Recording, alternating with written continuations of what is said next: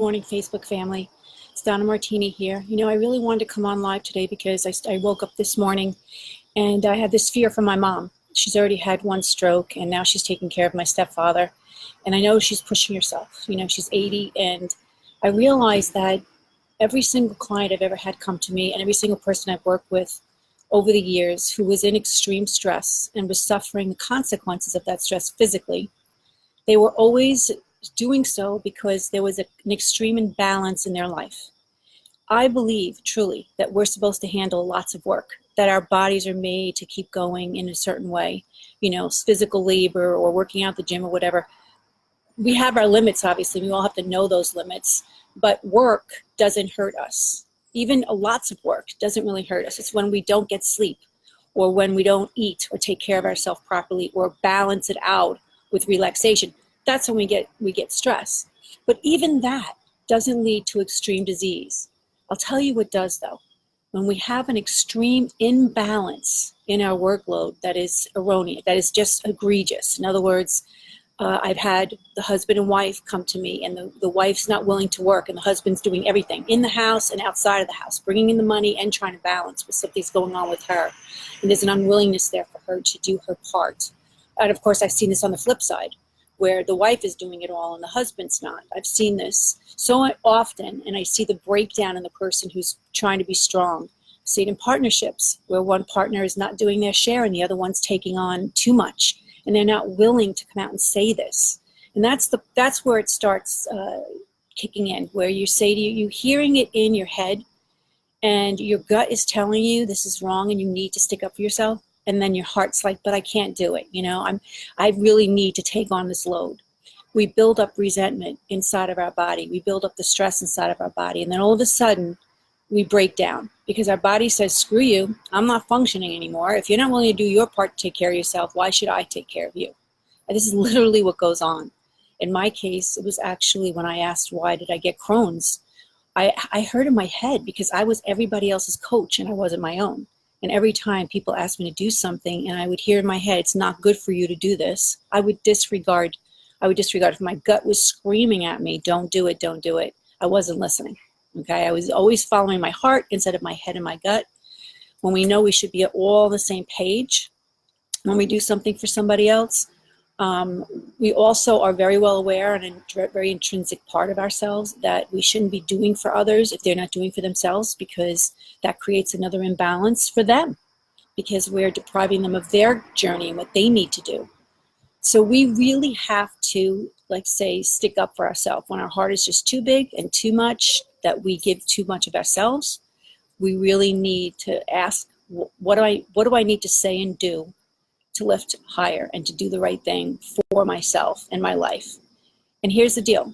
When I talk about how stress gets to people, the men and women who come to me after the fact, they're so bad off that they're ready to commit suicide. They're so bad off they can't work anymore. They're so bad off they're in bed they can't get out. Their bodies, their hormones are depleted. Their cortisol levels are kicked out. They're in adrenal fatigue. They're having mental breakdowns. I mean, this is how bad it gets. With me, it was Crohn's disease. So if we continue to neglect ourselves and what our higher knowing is saying, we can go into what I call a spiritual repression, where we're literally repressing our soul because we don't want to hear anymore what it's got to say. And that goes into our physical depression, and it feels like a load on us, and it pulls us down, and the fatigue we get from it, and the exhaustion of not listening to what we really should be doing for ourselves. It's what creates the disease, discomfort and disease in our body, and lots of symptoms. Some people will neglect themselves by eating too much, okay, or just squashing those feelings and emotions inside of ourselves. And then so it feels better to eat or to drink or do whatever it is what we need to do to feel better. So whatever way that you may be in stress, okay, if you're feeling this, if this resonates with you, maybe you're catching it before it turns into something really, really awful. Before you need to go on psychotropic drugs like Prozac or Xanax and all kinds of pills to keep your anxiety down.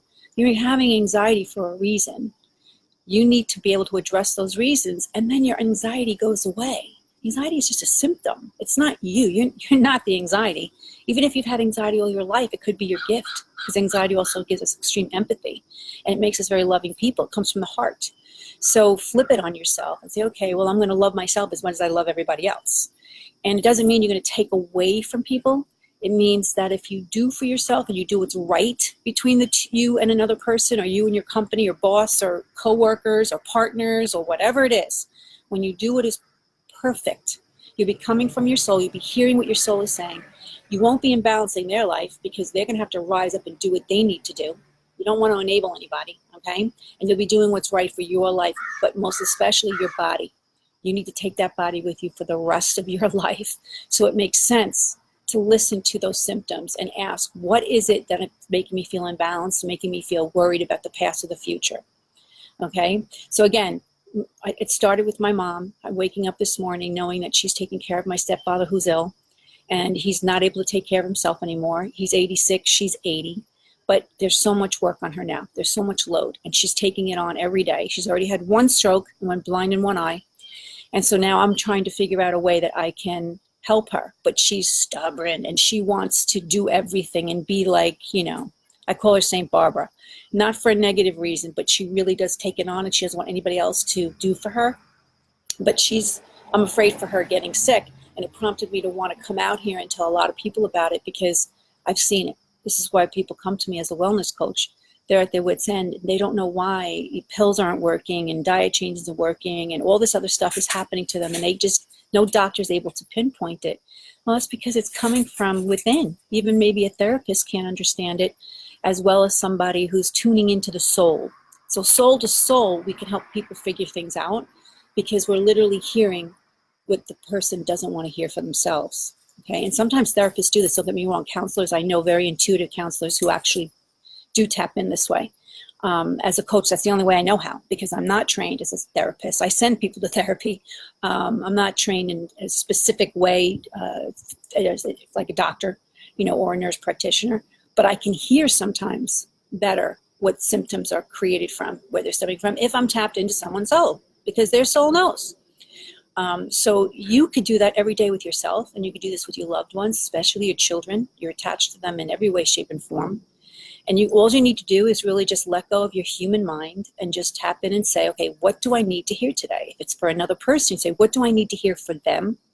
Okay. And if it's for yourself, what do I need to do to overcome this? I am willing, I'm ready, and I'm able to do what I'm hearing in my head that I'm supposed to be doing. And by the way, it will come in on the right side of your head. It's like, that's the opposite of your analytical side. The left is analytical. The right is the whimsical. You'll hear, it will come in a dream. It'll come in a newspaper article. It may come through a mantra in my mini book of Mighty Mantras, which is why I wrote the book, okay? Because it comes through for me lots of times. I wrote the book and I still use it.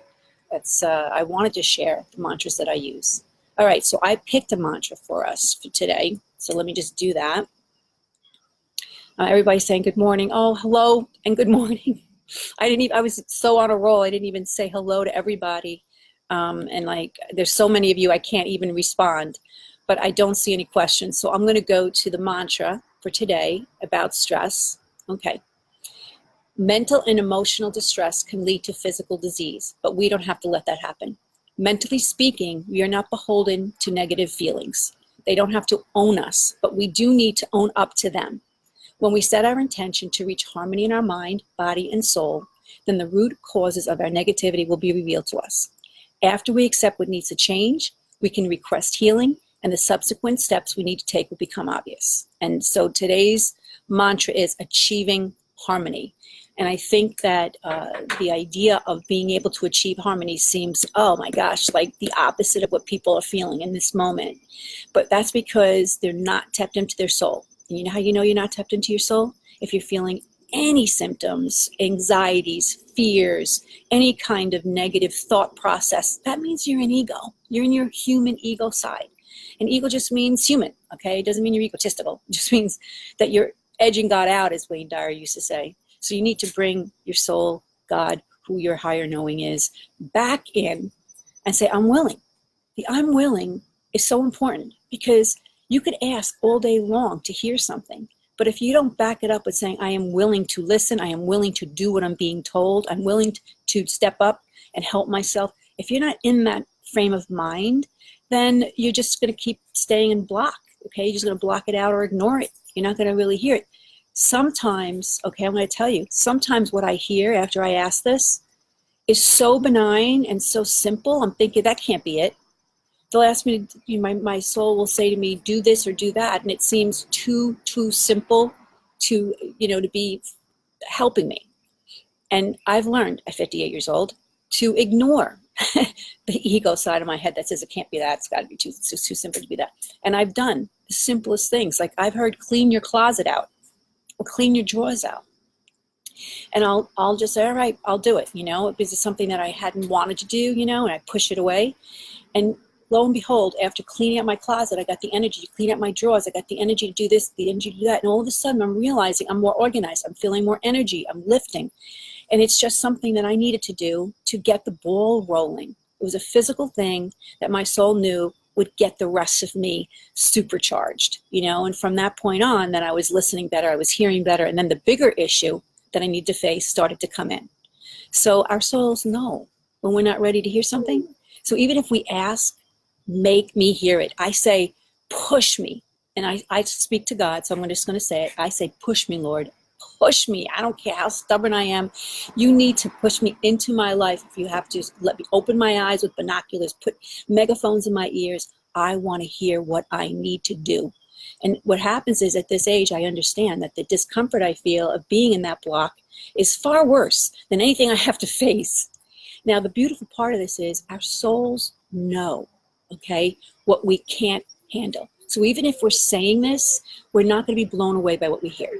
We're still going to be able to deal with the issues as our body and our mind and our soul allows, okay? So we just be willing as we possibly be, and then allow the soul and God, whoever your higher power and knowing is connected to. I have both because I'm feeling like we're human beings with a spirit.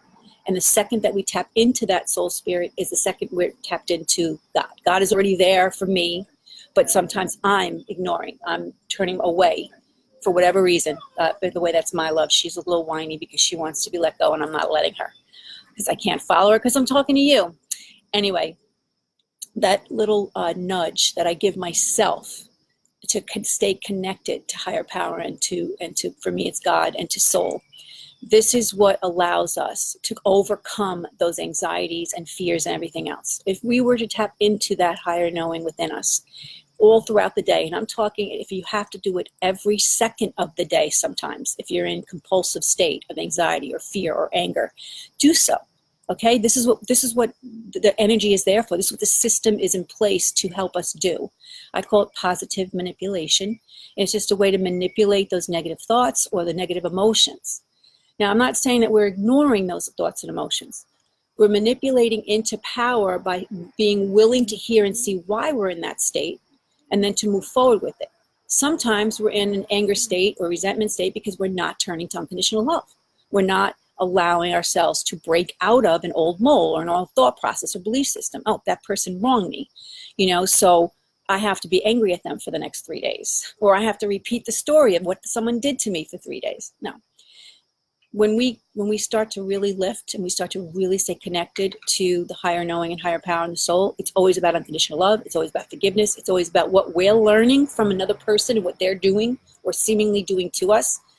We right away go to that. We right away say, okay, something negative is happening to me right now. What do I need to learn? What do I need to see? Can I grow? What can I do to lift?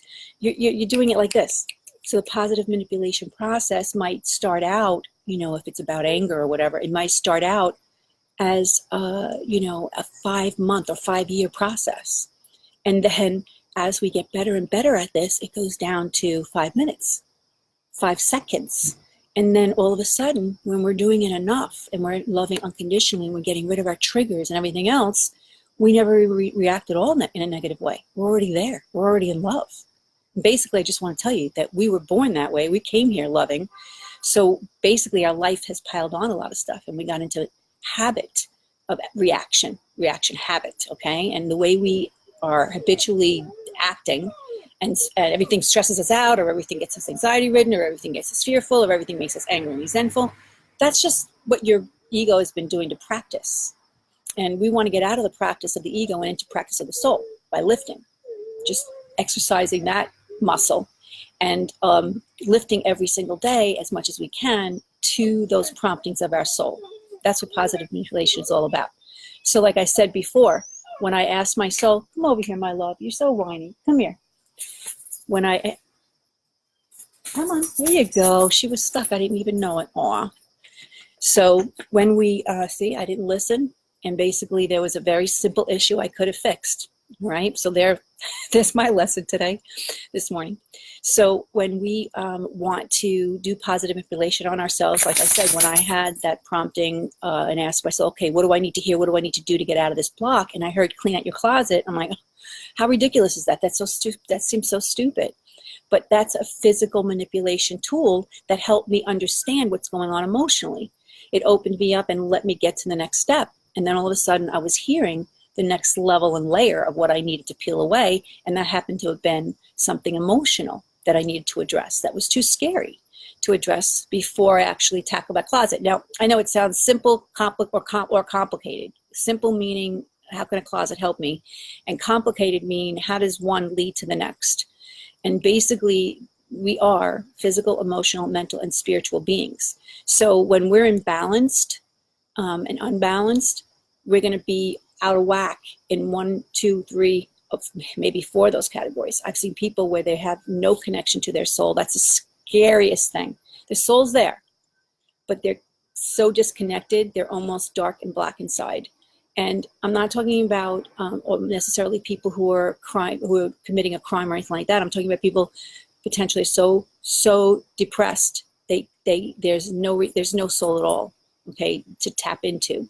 And I have to try to get them turned back on again and connected, even this much, so that they can start lifting. All right, and we all know someone who's committed suicide. At my age, it's countless, and people I've spoken to have recognized this in their loved one, where their eyes went from blue to black.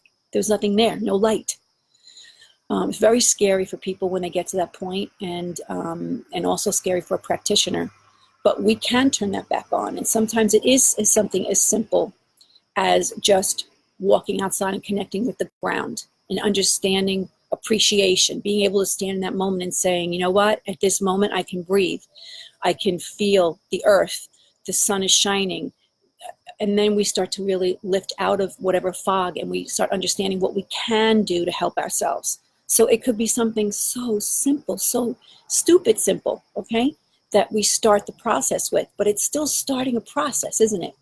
Just like I tell people when they need to work out, and they're obviously in bad shape, they're sitting all day at work, and they can't seem to get the energy or desire to work out. Okay, we all get this way at one time in our lives. And I say to them, just put the sneakers on. You don't even need to go anywhere. Just go to the closet and put the sneakers on. Just do that. And they'll listen to me. And they say, I put the sneakers on, so I figured I might as well go out to the mailbox and get the mail.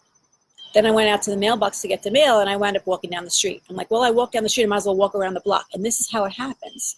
So we just need to, let's say, uproot ourselves from whatever place we're stuck in by doing one small, tiny thing. And that's the manipulation process, being able to hear what that step could be.